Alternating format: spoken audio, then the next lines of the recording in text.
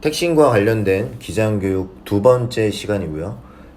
첫 번째 영상인 김여사의 택시 탈출 영상을 시청하지 않으신 분들은 그 영상부터 시청하고 와 주시기를 바라겠습니다. 두 번째 시간에서는 중급 과정이고요. 어떻게 하면 택싱을 조금 더 기술적으로 할 수 있을까라는 부분에 대해서 조금 더 살펴보도록 하겠습니다. 첫 번째, 라인업 중간에 비행기가 서는 일이, 정지하는 일이 발생하는 실수에 대해서 알아볼 텐데요. 라인업 하는 구간에는 대부분 활주로 중심, 센터라인 부분이 높기 때문에 오르막으로 형성되어 있고요.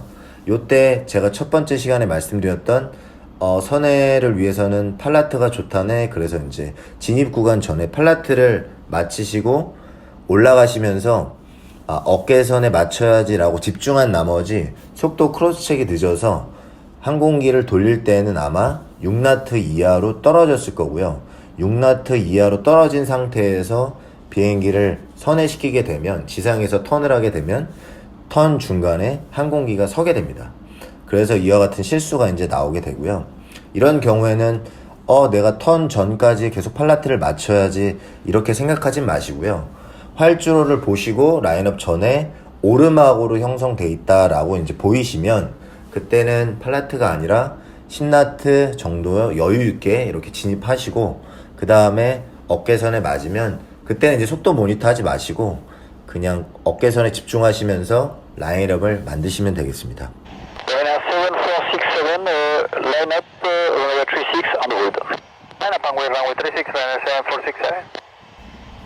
라이언에어 라인업하는 모습이고요. 한번 지켜보도록 하겠습니다. 라인업 위에 파워를 증가하고 있죠. 보시면 앞쪽 노즈 부분이 살짝 올라가 있는 오르막이라는 걸 알 수 있고요. 파워를 넣은 후에 항공기가 출발한 후에 잠시 후에 이제 속도가 붙은 걸 보고 기장이 아이들 파워를 빼게 됩니다. 이때 아이들 파워를 빼게 되죠. 다음에 오르막이어서 살짝 증속이 늦는 거를 기장이 느끼고 다시 파워를 또 증가합니다. 그래서 오르막길에서는 올라가는 부분에 있어서 속도를 자신감 있게 속도를 만드시고 올라가시면 되고요.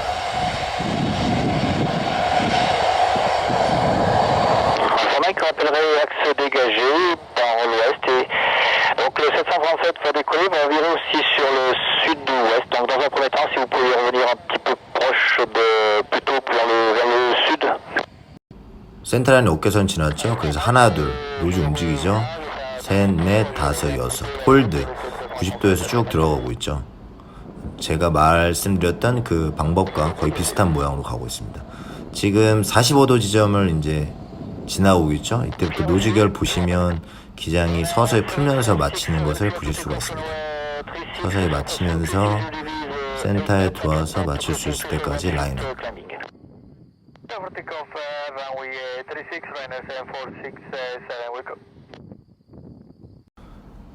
이 라인업은 다소 늦었지만 라인업은 잘 됐다. 하지만 들어오는 속도가 다소 좀 늦었다.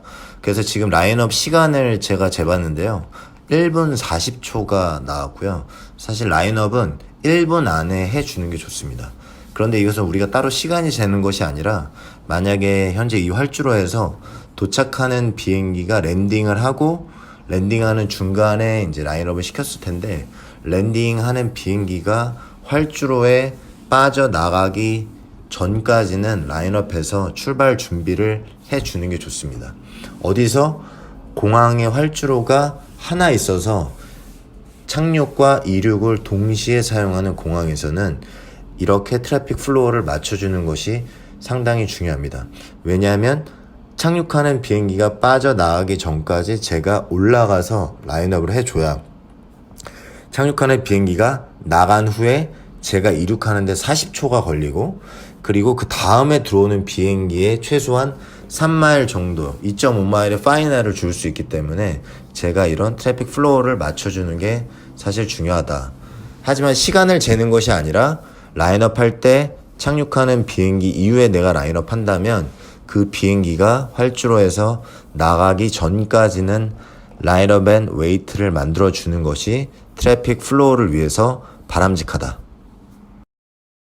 이와 관련된 시간 계산은 어떻게 이루어지는지에 대해서 궁금하신 분은 간격 분리는 어떻게 라는 저의 영상을 한번 보시면 충분히 이해가 갈 거라 생각하고요. 밑에 링크를 걸어 놓도록 하겠습니다. 세 번째는 마셜러의 신호에 대해서 Annex 2의 Rules of the Air에 나와 있는데 이 신호와 관련된 사항을 말씀드리도록 하겠습니다. 우리가 게이트 들어갈 때 마셜러가 우리 항공기를 보고 이 그림과 같이 손을 아래에서 위로 이렇게 드는 동작을 하는 것을 Rules of the Air에서는 Identify Gate라고 말을 하고요. Disobey라는 의미입니다. 방금 마셜러가 손을 들었죠. 비행기가 게이트로 접근하면서 마셜러가 비행기를 인식했을 때 손을 위로 들게 되고요. 조종사는 이 마셜러를 보고 마셜러 인사이트라는 콜을 하게 됩니다. 그런데 같은 항공사에서 동일 시간대에 도착하는 비행기가 많은 경우에 마셜러가 자기의 비행기인 줄 착각하고 다음 비행기에 손을 들어야 되는데 내 비행기에 손을 드는 경우가 있어요.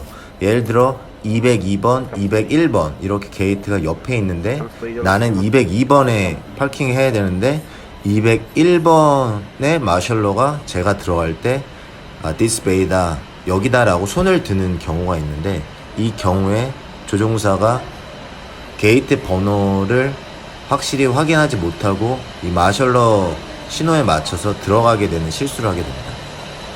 그래서 마셜러의 Identify Gate라는 신호를 봤을 때는 항상 게이트를 아이덴티파이하는 습관을 가져야 된다라는 부분을 말씀드렸고요. 특히 인접 게이트에 마셜러가 2명 이렇게 다 준비되어 있는 상태에서 이 실수가 생각보다 아주 많이 나옵니다. 그래서 이런 경우에는 여러분들이 굉장히 주의를 요해야 된다라는 부분을 말씀드렸습니다. 들어오는 걸 다시 한번 볼 텐데 비행기가 들어오고 있고 마셜러가 항공기를 본 후에 손을 들죠. 디스베이다. 이때 조종사는 마셜러 인사이트 하면서 아이덴티파이 게이트를 식별할 필요가 있다. 이때 팔라트로 맞춰주고 그 다음에 줬다가 풀면서 센터라인을 맞춰야 되고요. 이때 딱 얼라인 됐을 때는 나사를 이용한 방법을 사용할 수 있다. 전반부에. 그리고 후반부로 가면서는 마셜러 신호에 의지해야 되고 오르막길이라면 3나트는 유지해야 비행기가 서지 않는다. 이제 거의 다 가면 약 2m 앞에서 마셜러가 이제 손을 들기 시작합니다. 거의 2m 왔고요. 한번 볼게요. 손을 들 때 하나, 둘, 셋 정도의 속도. 손을 내리고 있는 건 쉬고 있는 게 아니라요. 홀드 포지션 스탠바이라는 의미고 현재 다른 그라운드 크루가 초크를 끼고 있죠. 다른 비행기긴 한데 노즈 기어에 그라운드 크루가 이제 초크를 끼러 가고 있죠. 초크를 끼면 마셜러가 어떤 신호를 보내는지 한번 보세요. 그럼 네, 척스인 됐다고 이렇게 신호를 보냈습니다. 네 번째는 이제 일어나지 말아야 될 일인데요. 지상 충돌하는 사례가 되겠습니다. 저기 꼬리날개를 보시면 꼬리날개와 윙팁이 부딪혔죠. 이 지상 충돌하는 원인이 중요한데 원인은 윙팁을 보고 가면 이미 반응이 늦고요. 윙팁의 연장선상의 앞을 봐야 되는데 윙팁만을 보고 간다면 이미 충돌을 감지했을 때는 이미 늦어버리기 때문에 충돌이 일어날 수밖에 없습니다. 이 같은 경우에는 또 윙팁에 부딪혔죠. 네. 오른쪽 좌석에서 윙팁의 충돌을 감지했을 때는 이미 늦어버리게 되기 때문에 충돌을 방지하기 위해서는 윙팁의 연장선상의 앞을 보고 가야 된다. 이것이 굉장히 중요하다고 할 수 있습니다. 만약에 충돌을 염려해서 윙팁을 보고 간다면 이미 스탑이라고 외쳤을 때에는 반응이 이미 늦어버린다. 그리고 게이트 진입할 때에도 충돌 사례가 있는데 그때는 게이트 이제 나리타 공항이고요. 게이트 들어가기 전에 랩 클리어, 라이트 클리어를 보게 되는데 옆에 항공기의 윙팁도 중요하겠지만 더 중요한 건 레드라인 바깥으로 네, 윙맨 저 앞에 지금 브릿지가 하나 보이죠? 저 스텝카가 보이죠? 스텝카가 레드라인 바깥에 나가 있는 거 그리고 오른쪽에 하얀색 자동차도 레드라인 바깥에 나가 있는 거 이 루프트한자 같은 경우에는 지금 안에 레드라인 안쪽에 지상장비 자동차들, 캐터링 차들이 있는데도 그냥 들어오고 있죠. 레프트 클리어 할 때 먼저 들어오기 전에 이것을 보지 않은 거예요. 그래서 지금 엔진에 계속 닿았는데도 모르고 지금 들어오고 있는 상황입니다. 그래서 게이트 들어올 때는 랩 클리어, 라이트 클리어를 보게 되는데, 물론 좌우에 항공기의 윙팁에 닿는지도 보겠지만, 여기서도 보시면 왼쪽에 오른쪽에 보시면 레드라인이 거져 있고요. 그 레드라인 바깥으로 지상 장비들이 위치해 있는지 랩 클리어, 라이트 클리어를 확인하신 후에 게이트에 진입하는 것이 중요하다라는 것을 강조하겠습니다. 그리고 이 영상에서도 왼쪽, 오른쪽 레드라인 바깥에 스텝카와 그리고 사람들이 다 위치해 있죠. 그래서 조종사는 항상 게이트인에 들어오기 전에 랩 클리어, 라이트 클리어를 확인한 후에 들어와야 된다는 것을 강조하기 위해서 보여드렸고요. 그래서 지상 충돌은 아는 순간 이미 충돌해 있다. 그래서 앞을 윙팁의 앞쪽 방향에 장애물이 있는지를 보고 가야지 내가 충돌을 감지했을 때는 막을 수 있다라는 부분이 중요하겠습니다. 앞에 선행기가 이제 게이트로 들어가고 있을 때 그거는 우리가 굉장히 주의해서 살펴볼 필요가 있는데, 분명히 앞에 들어가는 선행기가 게이트로 들어갈 때는 뒤에 있는 캡틴은 선행기가 속도를 줄일 거라는 걸 예상을 충분히 하고 그 속도를 줄이는 걸 감안해서 감속해서 들어가는데, 들어가던 중에 내 시야에선 사라졌는데 이 비행기가 갑자기 정지하는 경우에 이런 사건이 많이 일어납니다. 앞에 가는 선행기가 들어가던 트렌드로 게이트를 들어갈 줄 알았는데 갑자기 중간에 어떤 이유에서건 선행기가 게이트 진입 중간에 정지하거나 아니면 급감속하게 되는 경우에 따라오던 비행기에 윙팁이 부딪히게 되는 일이 일어나게 되는데요. 캡틴의 시야에서 사라질 때까지, 사라져서 클리어런스가 확보될 때까지 기다려라. 그 이후에 지나가야 된다라는 부분이 굉장히 중요합니다. 그리고 또 겨울철에 제설 작업 이후에 눈을 급하게 치우느라고 택시웨이 바깥쪽으로 치우게 되는 경우가 있는데, 이때 눈을 많이 쌓아두게 되면 엔진의 클리어런스에 영향을 주는 경우가 생기는 경우가 있어요. 이런 경우에도 너무 제설 작업을 믿지 마시고, 여러분들이 택시를 하실 때 겨울철이기 때문에 더 저소로 하시겠지만 엔진에 대한 클리어런스도 확인하시면서 다니는 습관이 중요하다고 할 수 있습니다. 그리고 게이트 인할 때 윙맨이라고 부르는 그라운드 크루의 윙 가이드를 맡게 되는데, 윙맨의 처음의 역할은 게이트로 들어갈 때 그라운드 트래픽을 통제해 주고요. 그리고 그라운드 트래픽을 통제한 이후에 비행기가 게이트를 들어갈 때 우리의 윙팁의 위치를 따라가서 들어가게 되어 있습니다. 그래서 오른쪽 손이 우리의 윙팁을 가르치고 있기 때문에 야간 같은 경우에는 여러분들이 이걸 또 활용할 수도 있고요. 그리고 이 부분은 마셜러나 조종사들에게 윙팁의 부분을 알려주는 역할을 하기 때문에 이 부분을 여러분들이 클리어런스를 확보하는데 활용하실 수 있다라는 것도 참고해 주시기 바라겠습니다. 지금까지 중급 과정, 택시인 고급 기술과 그리고 실수를 어떻게 하면 방지할 수 있을까에 대해서 알아봤고요.